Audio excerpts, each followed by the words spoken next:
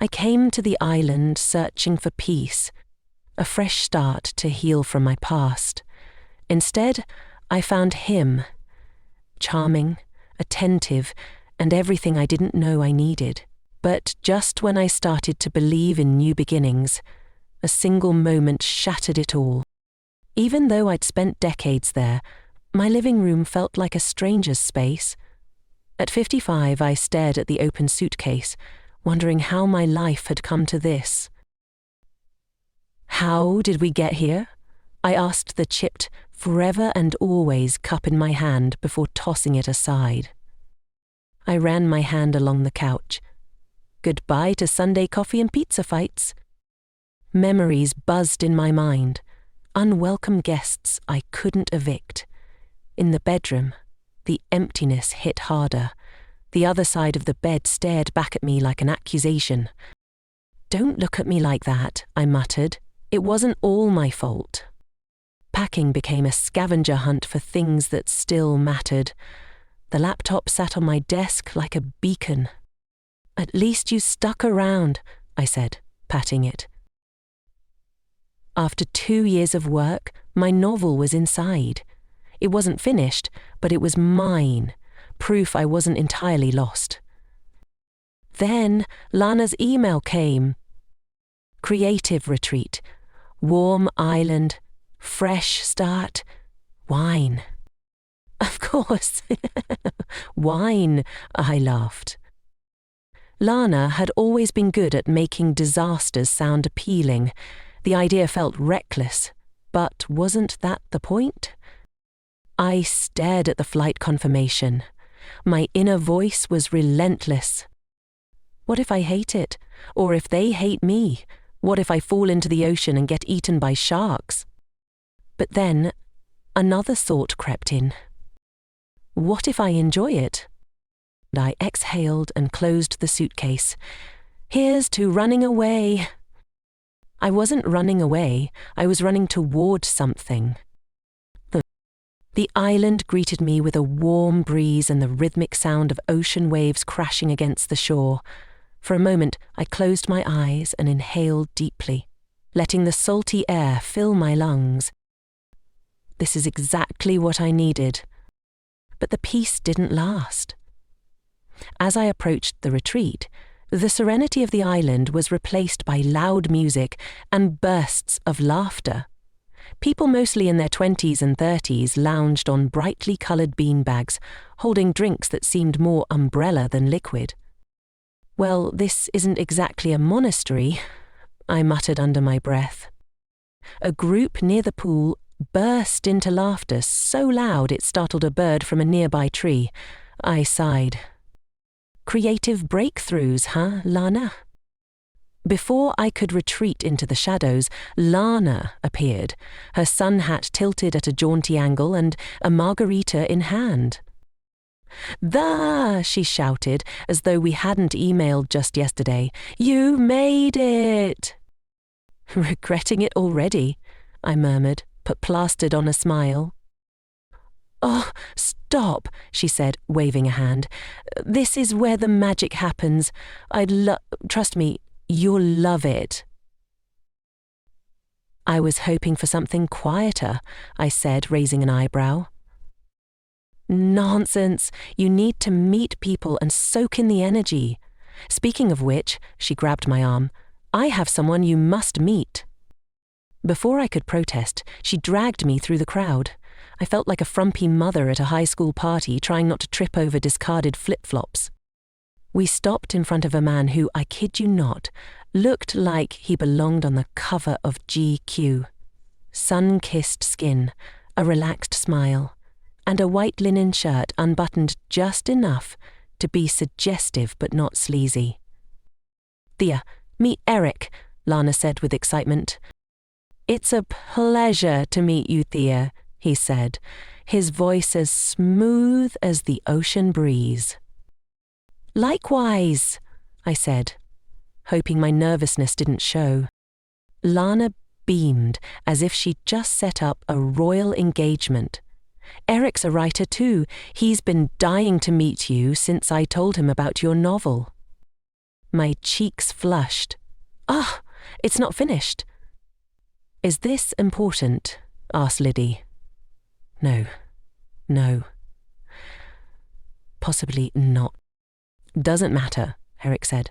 The fact that you've poured yourself into it for 2 years, that's incredible. I'd love to hear about it.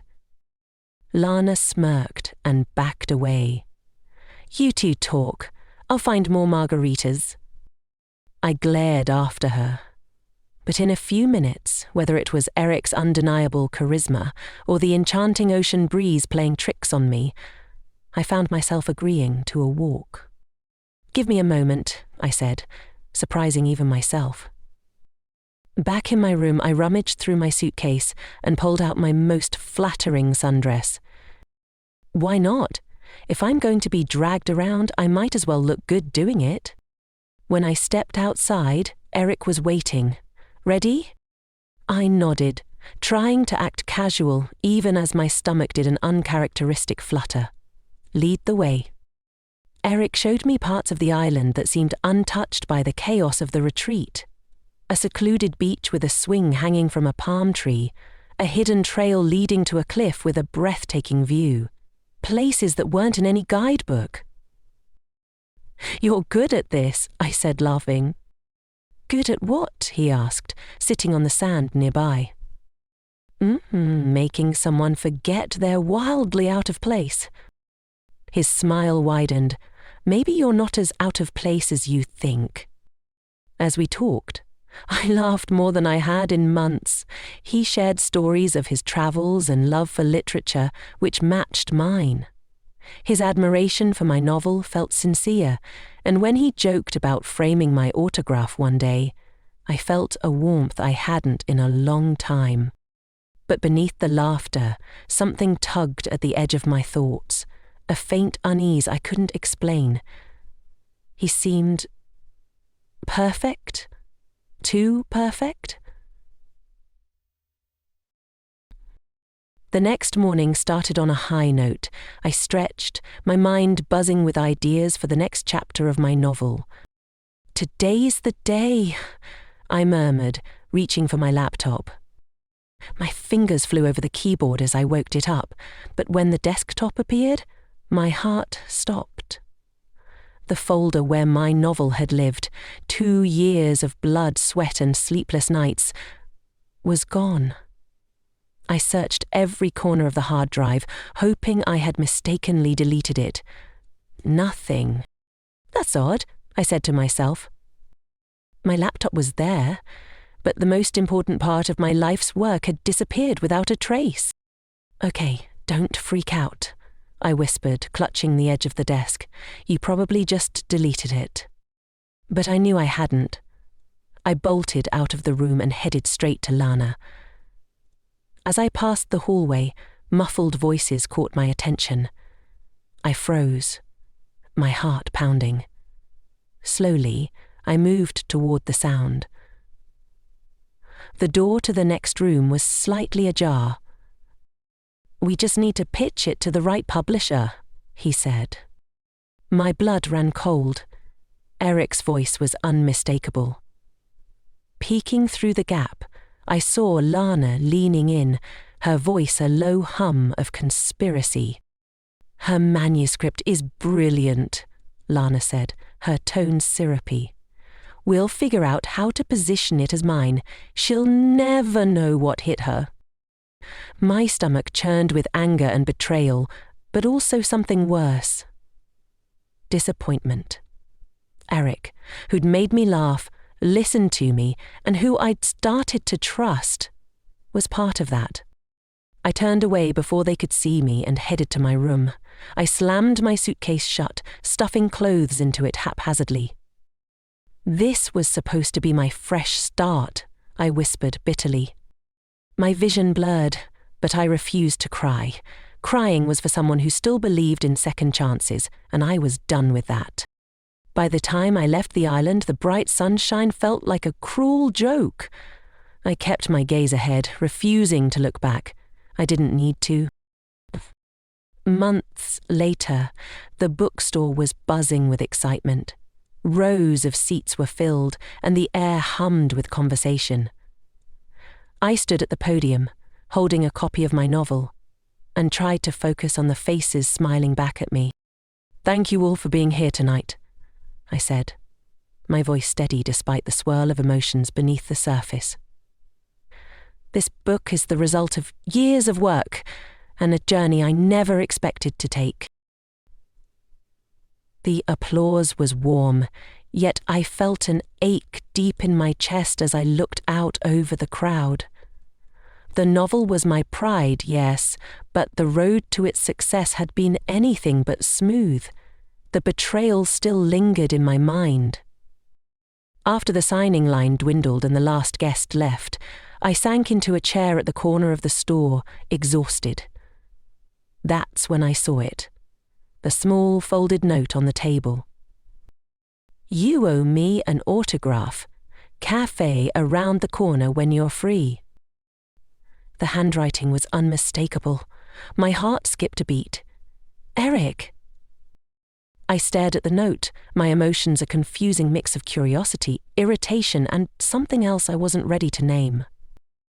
For a moment, I considered crumpling it up and walking away. But instead, I sighed, grabbed my coat, and headed for the cafe. I spotted him immediately. "You're bold, leaving me a note like that," I said, sliding into the seat across from him. "Bold or desperate," he replied with a wry smile. "I wasn't sure you'd come." "Neither was I admitted. I need to explain. What happened on the island? At first, I didn't realize Lana's true motives. She convinced me it was all to help you.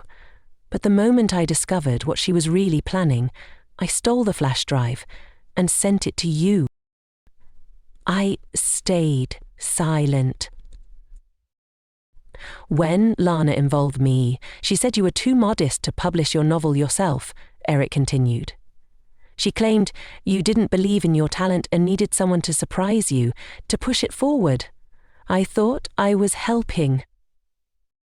"A surprise?" I shot back. "You mean taking my work behind my back?" "That's what I thought at first. The moment she told me the truth, I grabbed the flash drive and went to find you, but you were already gone." So, what I overheard wasn't what it seemed? It wasn't. Thea, I chose you the second I understood the truth. I let the silence settle, waiting for the familiar anger to surface, but it wasn't there anymore.